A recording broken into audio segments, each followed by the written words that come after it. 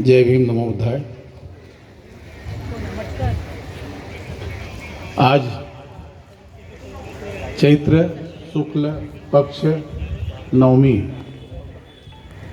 एक दिवस अगोदर म्हणजे चैत्र शुक्ल पक्ष अशोकाष्टमी। ठीक आहे, सरकारने आज सुट्टी दिली, आपण आज साजरा करतो। सर्वप्रथम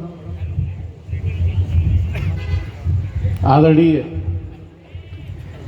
भीमराव जी अंबेडकर, इनको मैं धन्यवाद देता हूं। आज के मुख्य वक्ता के रूप में मुझे सम्मान दिया और इसके लिए भी धन्यवाद के आभारी हैं कि बाबा साहब का जो आखिरी जो श्वास थी धम्म, उसको भारत के एक एक कोने पे, पटल पे, जगह पे, हर जगह लोगों को दीक्षा का काम कर रहे हैं। समाज आपका आभारी है, ऋणी है। आज सम्राट अशोक, इनके बारे में मुझे दो शब्द कहने के लिए एक मौका दिया।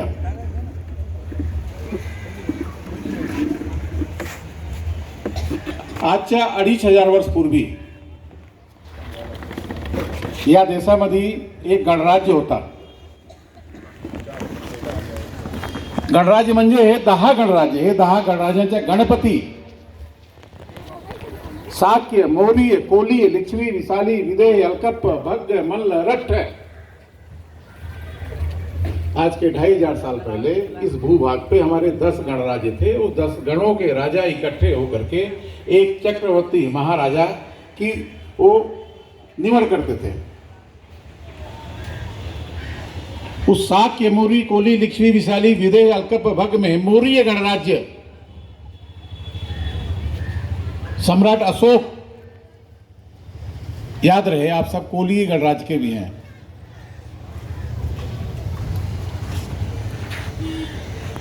सम्राट चंद्रगुप्त, वैसे उनके बारे में कहा जाता है सम्राट चंद्रगुप्त और चाणक्य, सम्राट अशोक की जितनी भी धम्म लिपि में, जितने भी जहाँ भी चैत्यों में, बिहारों में, जगह जगह जहाँ भी उन्होंने लिखा है, कहीं भी चाणक्य नाम का व्यक्ति का उल्लेख नहीं है। एक खोटा चाणक्य। यदि हमारा कोई राजा, महाराजा, धम्मनिष्ठ राजा इस धरती पर अगर कोई है, तो उसके हमेशा चरित्र के हनन का काम किया है कुछ लोगों ने। ठीक उसी तरह से छत्रपति शिवाजी महाराज,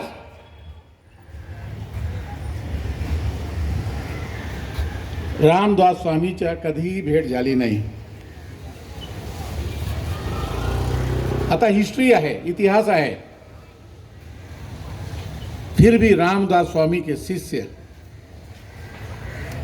माता भवानी ने उनको तलवार दिया। महामाता जिजाईनी 3 से ऊनमध्ये तलवार दिले। बघा कसे खच्चीकरण करतात हे लोक। शिवाजी महाराज हे सम्राट अशोकाची एक पिढी आहे, अजून लोकांना माहित नाही आहे। शिवाजी महाराज, त्यांचे वडील शहाजीराजे, त्यांचे वडील बाबाजी भोसले, त्यांचे वडील मालोजी भोसले, त्यांच्या वडिलांचे वडील लक्ष्मणराव सुसोदिया वंशची स्थापना बाप्पा रावलनी केली। बाप्पा रावल राजा मान मौर्यच्या भाचा, राजा मान मौर्य सम्राट चित्रांगड राजस्थानच्या चित्तोडगड किल्ल्यामध्ये अजून पण उल्लेख आहे। सम्राट चित्रांगड, सम्राट ब्रिहदत, सम्राट अशोकाची 10वी पिढी हे शिवाजी महाराजांचा वंश आहे। पूरे विश्व में मैं समझता हूं कि ऐसा जो राजा, आज मुझे जो मौका मिला है सम्राट अशोक के बारे में, राजा धर्मनिष्ठ सम्राट अशोक के बारे में, ऐसे पूरे विश्व में कोई राजा नहीं हुआ है। हाँ, थोड़ी सी एक फर्क है कि सम्राट अशोक के जो ग्रैंडफादर चंद्रगुप्त थे, उन्होंने महावीर के धम्म को, जैन धर्म को स्वीकार किया और सम्राट अशोक ने तथागत बुद्ध के धम्म को स्वीकार किया। लेकिन जैन और बुद्ध में यही फर्क है कि ऊपर न तो ऊपर कहीं आत्मा या ईश्वर का कोई कंसेप्ट नहीं है। इनके ग्रैंडफादर सम्राट Chandragupta at the age of 55 साल की अवस्था में उन्होंने उरुबेला में संखारा किया। शायद इस देश के किसी लोगों को मालूम नहीं है। उनकी प्रजा में एक दुष्काल पड़ा, अकाल पड़ा। वह इससे दुखी होकर के उन्होंने कर्नाटक की उरुबेला पर, वहां से आए हैं, मगध से आए, वहां से आए, उन्होंने संखारा किया, अन्न और जल को त्याग किया। इस तरह से हमारी अपनी पीढ़ी, जो 10 गणराज्य के हम लोग यहाँ बैठे हुए हैं, इस देश के हम लोग राजे महाराजे हैं, इस देश के हम लोग मूल निवासी हैं। इस पे सोचना पड़ेगा, चिंतन करना पड़ेगा। हम लोग यहाँ के राजे महाराजे थे, हमारा राज्य, हमारा धर्म गया कहाँ? याच्या पूर्वी मी बोललो की या देशामध्ये 10 गणराज्य, साक्य, मोरी, कोली, लिच्छवी, विशाली, विदय, अलकप, भग्ग, मल्ल, रट्ट, आपके इस 10 जो गणराज्य थे, इनको खत्म करने के लिए इन्होंने 10 अखाड़े बनाए। नाग अखाड़ा बनाया, अग्नि अखाड़ा बनाया, अटल अखाड़ा बनाया, भगवान बुद्ध के परम शिष्य के नाम पे आनंदी अखाड़ा बनाया, जो नदी जहां तथागत बुद्ध ज्ञान प्राप्त हुआ, निर्मोही अखाड़ा बनाया। इस तरह से इन्होंने 10 अखाड़े बना करके आपके 10 गणराज्यों को खत्म किया। इस देश को, हमको भारतीय बौद्ध महासभा के माध्यम से इस देश को फिर से हमको हमारे इस इतिहास को पुनर्जीवन करना पड़ेगा, हमको बताना पड़ेगा, हमको समझाना पड़ेगा। अभी हमारे एसीपी साहब पुलिस डिपार्टमेंट के यहाँ बुलाए, हमारे साथी लोग बोल रहे थे, उनके कंधे पे जो सम्राट अशोक का स्तंभ, चक्र, धम्म चक्र क्या है? एक बात मैं आपको फिर से बता दूं कि बाबा साहब ने बड़ी बुद्धिमानी के साथ में इन्होंने इस देश को बुद्धमय कर दिया है। चाचा और बापू को समझा ही नहीं, उन्होंने ध्वज में दिया, उन्होंने संविधान में दिया, उन्होंने करेंसी में दिया। भारत के एक हर लोगों के खीसे में जो पैसा है उस मुद्रा में दिया। जजमेंट लिखते हैं वह सील में दिया। बताइए, जब श्रीलंका की बात थी, विदेशों में उनसे चर्चा हुआ तो उन्होंने कहा कि बताओ, हमारे देश में हर जगह संविधान से लेकर ध्वज तक में ये तथागत बुद्ध का धम्म तो है। आज पूरा विश्व युद्ध के कागार पर खड़ा है। आज देखिए किस तरह से आज पूरी दुनिया कह रही है कि इस धरती पर अब बुद्ध की जरूरत है। अगर एक सांप भी रहता है उसको भी शांति की जरूरत पड़ती है, कोई जानवर रहता है उसको भी शांति की जरूरत रहती है। आप बताइए, इस देश के एक कुत्ते को, अलोका नाम के कुत्ते को लेके गए हैं इस भारत भूमि के, और पूरे विश्व में शांति का प्रतीक बन गया वो। इस देश के धर्म को फिर से हमको बताना है। तथागत बुद्ध का धर्म कोई हिंदू, मुसलमान, सिख, ईसाई नहीं है। धर्म नहीं हिंदू ईस है, धर्म न मुस्लिम जैन, धर्म चित्त की सुंदरता, धर्म शांत सुख चैन। धर्म कुटला हिंदू, मुसलमान, सिख, ईसाई नहीं है। धर्म धारण से धर्म, जो धर्म को हम धारण कर सकें, जो अच्छी चीजें हो, इसको तथागत बुद्ध ने अपनी हर महामंगल सूत्र में कहा है। धर्म क्या है? माता पितु पट्ठान पुत्र दारो संगो, माता पिता की सेवा करना धन है, धर्म है। दानेन धर्मचर्या, किसी को दान देना धर्म है। प्यासे को पानी पिलाना धर्म है। भूखे को अन्न देना धर्म है। भटके को रास्ता बताना धर्म है। धर्माचा परिवर्तन होत नहीं, हे लक्षात ठेवा। मैं ये, चूंकि मैं विश्व के सारे धर्म ग्रंथों का मैंने अध्ययन किया है, मैं कुरान शरीफ की एक एक आयत और 12 सूरा पे भी मैं चर्चा कर सकता हूँ। मैं बाइबल तौरात पे भी मैं चर्चा कर सकता हूँ। मैं इनके चारों वेद को मैंने पढ़ा है, देखा है। लेकिन धर्म जो है, तथागत बुद्ध ने जो बताया, जो हमारे ध्वज में जो 24 चक्र हैं, आप देखिए उसमें कृष्ण है, पंचशील है, अष्टांगिक मार्ग है, वही तो सम्राट अशोक ने पूरे विश्व में धम्म चक्र फैलाया है। वही हमारे जवानों के सीने पर वह धम्म चक्र है। धम्म चक्र का मतलब होता है एक इंसानियत, मानवता, मानव से मानव के प्रति एक प्रेम, एक करुणा, एक मैत्री, यह धर्म है। धर्माचं परिवर्तन होत नाही, सूर्य के गुण धर्म का परिवर्तन नहीं हो सकता, हवा के धर्म का परिवर्तन नहीं हो सकता। उसी तरह से तथागत बुद्ध ने जो कहा है वो सत्य धर्म है, उसका परिवर्तन हो ही नहीं सकता। परिवर्तन सिर्फ और सिर्फ जो कर्म कांड हैं उसका परिवर्तन होता है। कोई पूरब की तरफ पूजा करता है, कोई पश्चिम की तरफ करता है, इसका परिवर्तन हो सकता है। कोई हाथ ऐसा धोता है, कोई वैसा धोता है, इसका परिवर्तन हो सकता है। ये सब जो कर्म कांड है, इसी को तथागत बुद्ध ने धम्म को और कर्म कांड को इन्होंने अलग किया। इसी को तथागत बुद्ध ने कहा, ब्राह्मण बग में कहा, उनके वेदों में जहां लिखा है ब्राह्मण मुख मा जायते बाहु राजन्यम कृतम उरुह यदस्य तदस्य पदभ्या सूत्रम पर जायते। तथागत बुद्ध ने कहा नहीं नहीं, ऐसा नहीं है। न जटा ही गोत्र न जच्चा हो तु ब्राह्मण यम सच्चन धम्मोच सुसु ब्राह्मण। उसी को कबीर ने कहा, एक ही चाम एक मलमूदर, एक हाड़ एक बूदा, एक जगह से सब जन्माए, कोई ब्राह्मण कोई सूदा। मानव से मानव को भेद किया इन्होंने, इस देश का विभाजन किया, भाई से भाई को विरक्त किया इन्होंने तथागत बुद्ध के धम्म का इन्होंने सत्यानाश किया। बुद्ध की मूर्ति को आप देखो,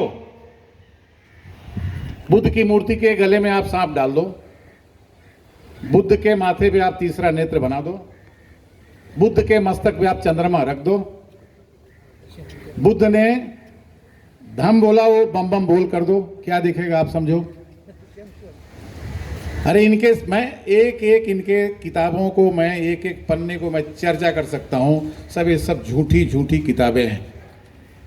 तथागत सम्राट अशोक की जितनी भी लिपि है, आज तक जितना भी उत्खनन हुआ है इस धरती पर, उस पर कहीं भी इनके नाम नहीं है। हमारा जो 4 आर्य सत्य है, इसको उन्होंने 4 कल्प किया, 4 धम्म किया, 4 बेल किया। इन्होंने पूरे धम्म का चौपट कर दिया। बुद्ध ने 5 सील दिया, इन्होंने पंचगव्य कर दिया। इस विषय पे मैं खूब चर्चा कर सकता हूं। सम्राट अशोक का वही तो धर्म है, वही तो उन्होंने पूरे विश्व में फैलाया है। लेकिन सम्राट अशोक के धम्म को इन्होंने कैसे नुकसान किया है, वह भी हमको चर्चा करनी है। उन्होंने बुद्ध को भी 9वां अवतार बना दिया। प्रबल पाखंडमय मंडल कुल देखी निंद्र के तखिक कर्म जालंग शुद्ध बुद्धे धन ज्ञान गुरुधाम अज बुद्ध भगवान बंधे कृपालंग। कैसे बुद्ध ने तो ईश्वर के अस्तित्व को नकारा है, आपने कैसे उनको 9वां भगवान बना दिया। वह साकेत जो इतिहास में है, जो वहां आज उसके मुक्ति की बात चल रही है, वहां भी इन्होंने बुद्ध को 9वां भगवान बना दिया। सम्राट अशोक के लिपि में कहीं भी उल्लेख नहीं है। आज हम सम्राट अशोक के बारे में चर्चा करने यहां बैठे हुए हैं। विश्व का ऐसा राजा जो इस धरती का सबसे बड़े भूभाग पे जिसका राज था, विश्व का ऐसा राजा जो मनुष्य तो छोड़िए प्राणी मात्र के भी अस्पताल का उसने बंदोबस्त किया, विश्व का ऐसा राजा जो आखिरी में भिक्षुओं को भी उन्होंने आंवला और आखिरी तक उन्होंने सब दान दिया, विश्व का ऐसा राजा जो अपने पुत्रों को, अपने बेटियों को, अपने पुत्रों को उन्होंने धम्म के लिए, इस धम्म के लिए उन्होंने कुर्बान कर दिया। उस महाराजा को, वह चक्रवर्ती, वह धम्मनिष्ठ राजा, आज हम उसके यहाँ पर उसकी जयंती के लिए हम यहाँ इकट्ठे हुए हैं। इन्होंने देखिए महावीर की जयंती के बाद कुछ दिन के बाद में 2-4 दिन के बाद इन्होंने एक हनुमान जयंती बना दिया और फिर उसको महावीर ही बना दिया। हमारे पास किसी की आलोचना की समय नहीं है, हमको हमारी अच्छी बातों की चर्चा करनी है। उसी तरह से इन्होंने ये रामनवमी के सम्राट अशोक जयंती, कल के दिन सम्राट अशोक की जयंती थी। चलिए ठीक है, आज उन्होंने छुट्टी की है, सम्राट ये आज रामनवमी है। अब ये राम का भी तो खूब बड़ी चर्चा है। मुस्लिमों में भी एक राम है, चैत्य राम है। मुस्लिमों में भी वामी की नाम है, इकराम है, रहमतुल्लाह है। अभी 4 दिन पहले जो गया था एक त्यौहार, उसका वह भी रमजान था। उस राम को भी, जो हमारे चैत्य राम को भी इन्होंने एक साकेत में इन्होंने एक जगह कैद कर दिया। इनके एक चीज को हम निकालेंगे तो वहां पूरा का पूरा धम्म का, भगवान बुद्ध के धम्म ही निकलेगा। लेकिन अब चूंकि वो बीती हुई बातें हैं, भारतीय बौद्ध महासभा आदरणीय भीमराव साहब के नेतृत्व में पूरे भारत में हम लोग वर्क कर रहे हैं, काम कर रहे हैं। आपके नेतृत्व में पूरे देश में हम कम से कम 25 करोड़ की दीक्षा की बात हम लोग कर रहे हैं। मुझे याद है कि आपके नेतृत्व में हम लोग गोरखपुर में एक कार्यक्रम लिए थे, तो वहाँ की पूरा पुलिस डिपार्टमेंट घेर लिया था। बोले आप बाबा साहब के 22 प्रतिज्ञा को आप नहीं ले सकते, अफिडेविट दो। मैंने बोला ठीक है, भंते जी थे, बोला ठीक है, हम अफिडेविट देने को तैयार हैं।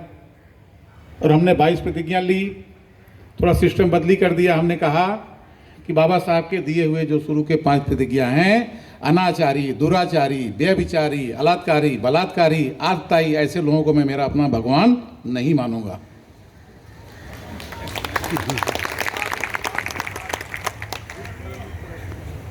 इनके पूरे एक चरित्र को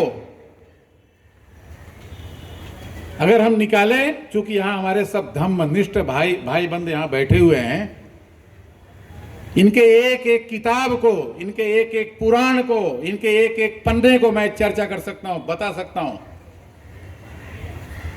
वह कोई धम्म नहीं है, सबसे गंदा एक। अब मैं उस पर चर्चा भी नहीं कर सकता।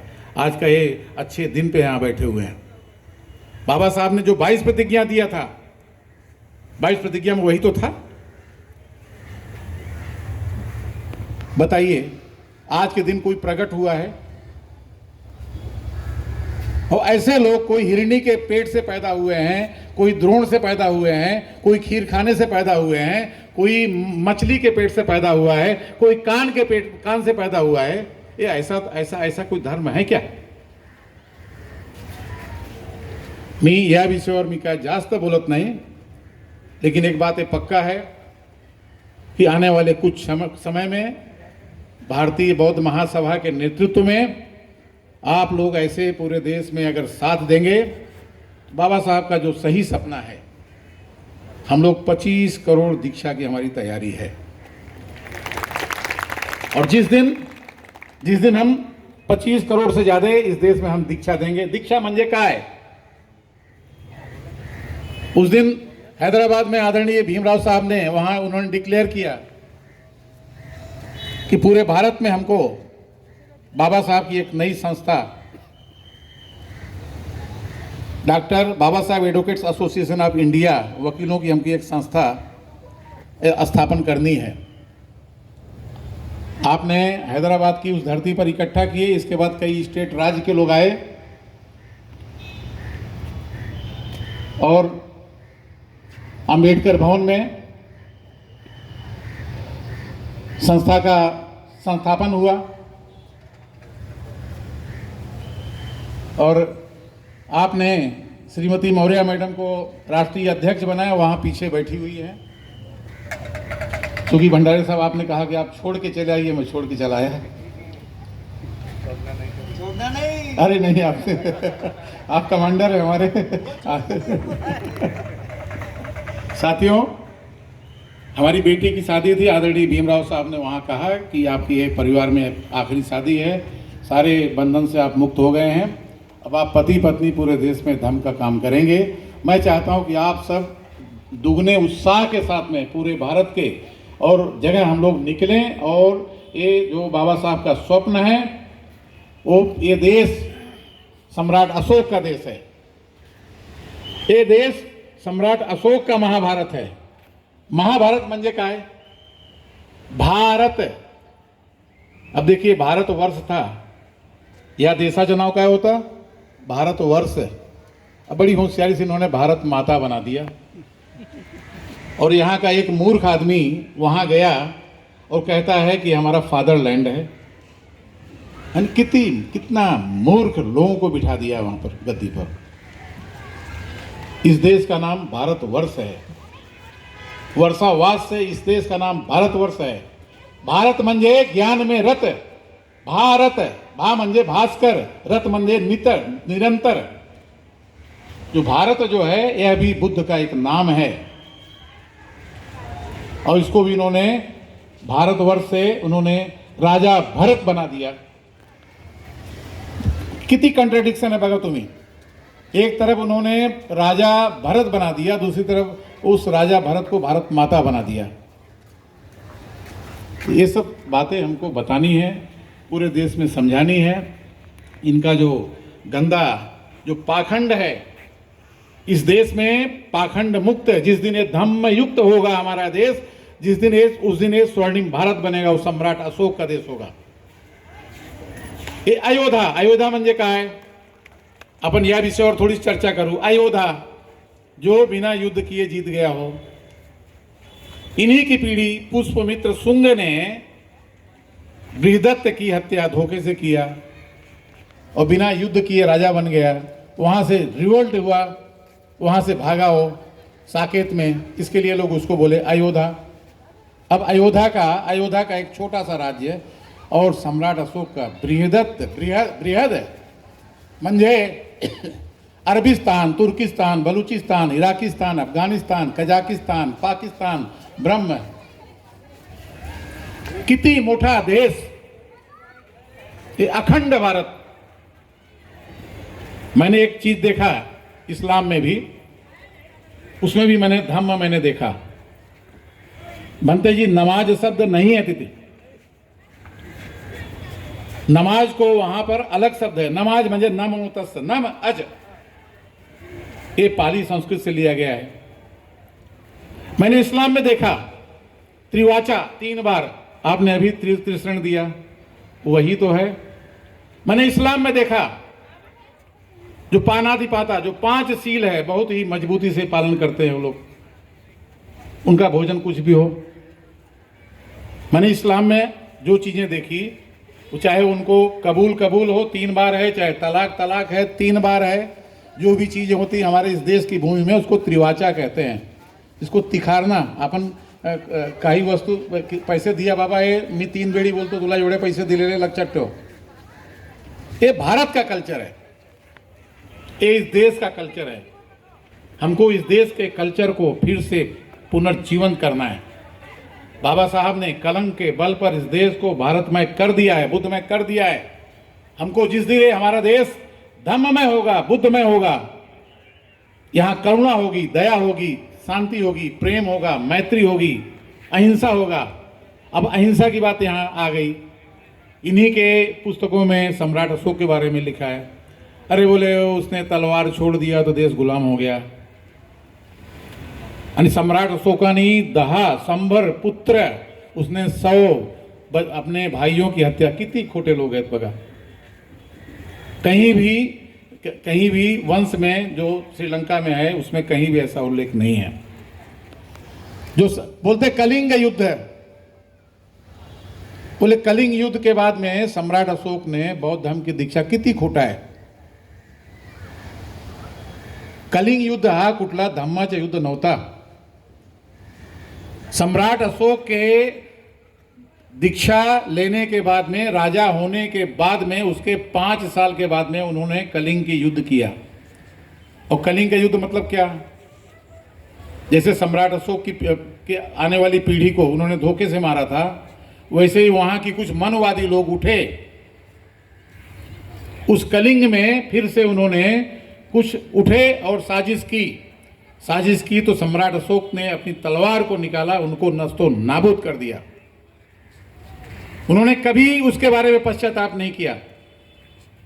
ये सब तमाम जो भ्रांति सम्राट अशोक के बारे में जो गलत बातें बताई गई है, उसके बारे में हमको चर्चा करना है, बताना है। सम्राट अशोक पूरे विश्व में उन्होंने सिंह की तरह, एक सिंहनाद जो धम्मनाद की तरह था, कि हम भगवान बुद्ध को भी आप देखिए, उनको सिंह कहते हैं, शांति सिंह, सिंहली सिंह। उन्होंने कहा कि हम शांति हमारा जो शेर है ये शांति का स्वरूप है, लेकिन जब हमको छेड़ोगे तो फिर भीमा कोरेगांव होने में कोई समय नहीं लगेगा। सम्राट अशोक का वह धम्म स्तंभ था। हजारों वर्ष के बाद में मैंने वहां पर भी जब चर्चा की, मैंने देखा जो विजय स्तंभ है, विजय स्तंभ को उसके बारे में जब चर्चा हुई, अरे आदरणीय कमिश्नर साहब, सुभचंद्र राम साहब मंच पे आप आए, धन्यवाद।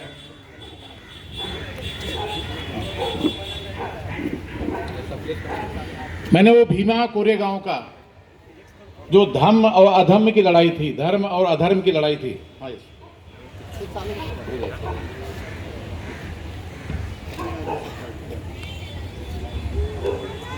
ना ना है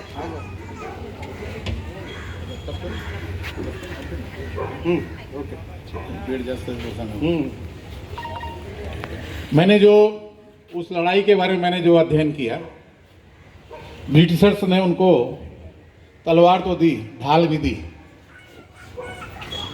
तो उन्होंने कहा हमको ढाल मत दो, उसके बदले में दूसरे हाथ में भी तलवार दो। हमको उनको रोकने के लिए हमको ढाल की जरूरत नहीं है, हम उनको मौका भी नहीं देंगे। और पूरे विश्व की एक अनूठी लड़ाई, वो भीमा कोरेगांव का एक विजय स्तंभ है। अब आज हमको उसी तरह से फिर से हमको अपने अंदर और बाहर लड़ाई लड़नी है। सम्राट अशोक का शासन हो, और चूंकि मुझे समय दिए थे हमारे कमिश्नर साहब हैं, मैं चाहूँगा कि मेरा कुछ समय उनको भी दें। बहुत ही अच्छे वक्ता हैं, मुंबई में कमिश्नर रहे हैं आप, सुभचंद्र राम जी।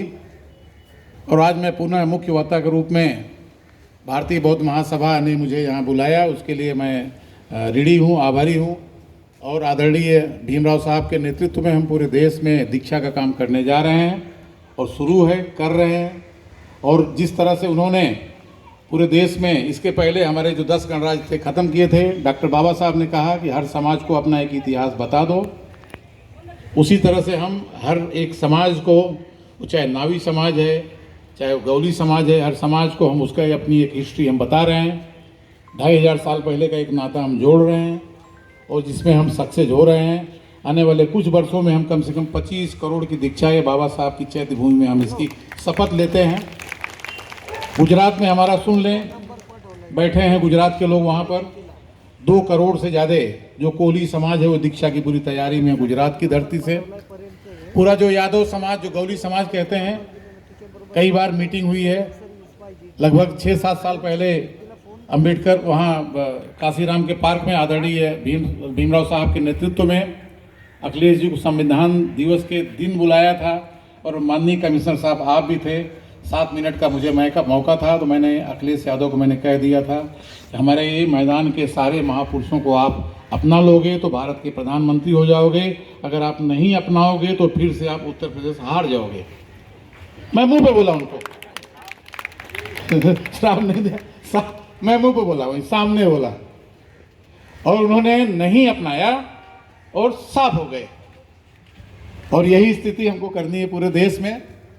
और सबसे बड़ी बात मैं बता दूं कि जिस तरह से आज भारतीय बौद्ध महासभा का पूरे देश में जो धम्म दौड़ चल रही है, अब हमारे प्रधानमंत्री जी भी बुद्ध की बात शुरू कर दिए हैं, मध्य प्रदेश के मुख्यमंत्री वो बुद्ध की बात शुरू कर दिए हैं, हरियाणा यादव जी बुद्ध की बात कहते हैं। विश्व का आदरणीय भीमराव जी, मध्य प्रदेश के चीफ मिनिस्टर यादव जी कहते हैं विश्व का सबसे सुंदर और बढ़िया धर्म बौद्ध धर्म है। नेट पे निकालिए, आप देखिए।